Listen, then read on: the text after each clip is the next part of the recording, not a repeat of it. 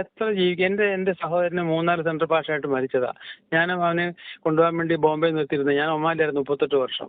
അപ്പോൾ അവൻ പറഞ്ഞില്ല ചാ, എനിക്ക് കർത്താവിൻ്റെ വില ഇഷ്ടം, എനിക്ക് വേണ്ട, ലോകത്തിൻ്റെ വേണ്ടാന്ന് പറഞ്ഞ് പോയതാ. എൻ്റെ അനിയൻ്റെ കൊച്ചുമോള് MBBS എടുത്തിട്ട് MDക്ക് അവള് ഡ്രൈവ് ചെയ്യുമ്പോഴാണ് അവള് വേണ്ട കർത്താവ്, എനിക്കിത് വേണ്ടാന്ന് പറഞ്ഞു. ഇപ്പോൾ അടയാറിൽ അവിടെ ശുശ്രൂഷ ചെയ്യുകയാണ്. ഇപ്പോൾ 1 വർഷം കഴിഞ്ഞതേ ഉള്ളൂ ആ കുട്ടി ഫേബ. അപ്പോൾ അങ്ങനെ എത്രയോ പേരെ എനിക്കറിയാം. അപ്പോൾ ഇങ്ങനെയുള്ള ജീവിക്കുന്ന ആൾക്കാരോടൊപ്പം ഇങ്ങനെ പൊതുവേ ഇങ്ങനെ ആക്ഷേപിക്കുന്നത് ശരിയല്ല എന്നുള്ള പുള്ളിക്കാരന് മനസ്സിലാക്കി. സഹോദരൻ TPന്റെ പാസ്റ്ററാണോ? ഞാനോ? അല്ല, അച്ഛന്റെ സഹോദരൻ ആയിരുന്നു. പുള്ളി ശമലുട്ടി എന്ന് പറയുന്ന 3-4 സെൻട്രൽ പാസ്സായിട്ട് പുള്ളി മരിക്കുകയായിരുന്നു. പുള്ളിക്കാരനെ കട്ടപ്പന, കുമളി ഇവിടെ എല്ലാം ഇരുന്ന്, എറണാകുളത്തിരുന്ന, കൊട്ടാരക്കര ഇരുന്ന നല്ലൊരു ജീവിതം നയിച്ചു. ശുശ്രൂഷയിൽ തന്നെ പുള്ളി അവസാനിച്ചു. വലിയ സാക്ഷ്യമാണ് ആ ദേശത്തെല്ലാം. ആദ്യമായി ഇവരുടെ ഈ തോട്ടം തൊഴിലാളികളല്ലേ അവിടെ ഉള്ളതെല്ലാം.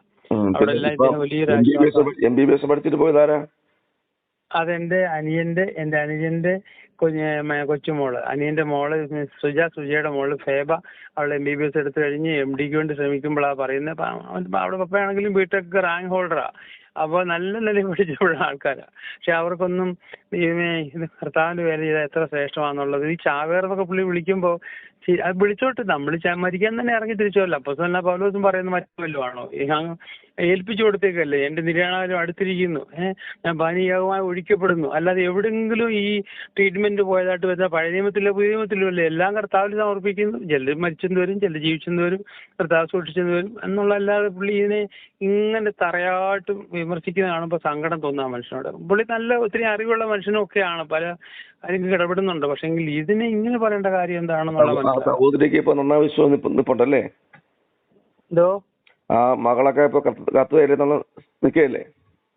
അതെ, അവളിപ്പം 1 വർഷം കഴിഞ്ഞതേ ഉള്ളൂ. ഇപ്പം അവിടെ ഇരുമ്പലിയിലുണ്ട്. അവിടെ കൂടെ ഇറങ്ങിയ പല പിള്ളേരുണ്ട്. എല്ലാം ബിടെക് എഞ്ചിനീയേഴ്സും അങ്ങനെ ഇങ്ങനെയൊക്കെ എനിക്കറിയുന്ന പല കുട്ടികളുണ്ട്. എല്ലാം അവിടെ കർത്താവിന്റെ വേലയിലാണ്.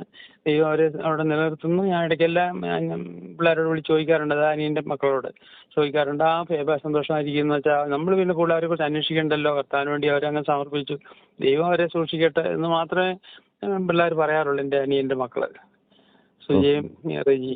അപ്പൊ ഇങ്ങനെയൊക്കെയുള്ള സത്യങ്ങൾ കിടക്കുമ്പോഴാണ് ഈ മനുഷ്യൻ ഇങ്ങനെ ഈ ധാരടിക്കുന്നത്. കഷ്ടമല്ലേ വാസ്തവത്തില്.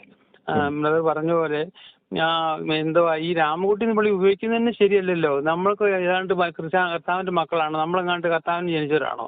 ഇല്ലല്ലോ, നമ്മളെല്ലാ സമയങ്ങളും മാർഗം മാറി വന്നവരല്ലേ. പിന്നെ എന്തിനാ ഈ പഴയ രാമൻകുട്ടി എന്ന് പറഞ്ഞ് അധിക്ഷേപിക്കേണ്ട ആവശ്യമുണ്ടോ? അപ്പൊ അതൊക്കെ കേൾക്കുമ്പോൾ ഒരു വല്ലാതെ തോന്നുന്നു, എന്തിനാ ഇത്?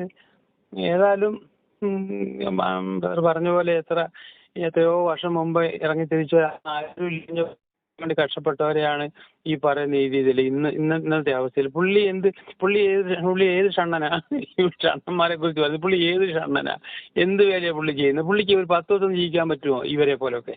പരമാർത്ഥം ജീവിക്കുന്നവരെ പോലെ. തെറ്റുകാരുണ്ടില്ലെന്നല്ല എങ്കിലും, പക്ഷെ എന്തിനാ ഇങ്ങനെ ഇതിന് നിൽക്കുന്നവര്? ഞാൻ മീറ്റിംഗ് പോയിക്കൊണ്ടിരിക്കും. 9 മണിക്ക് ആരാധന ആരംഭിക്കും. ഞങ്ങൾ ഇറങ്ങിയതേ ഉള്ളൂ. 4 മണി വരെ ഇന്ന് ഉപവാസ പ്രാർത്ഥനയാ ഈ ചെന്നൈ കൺവെൻഷന് വേണ്ടി.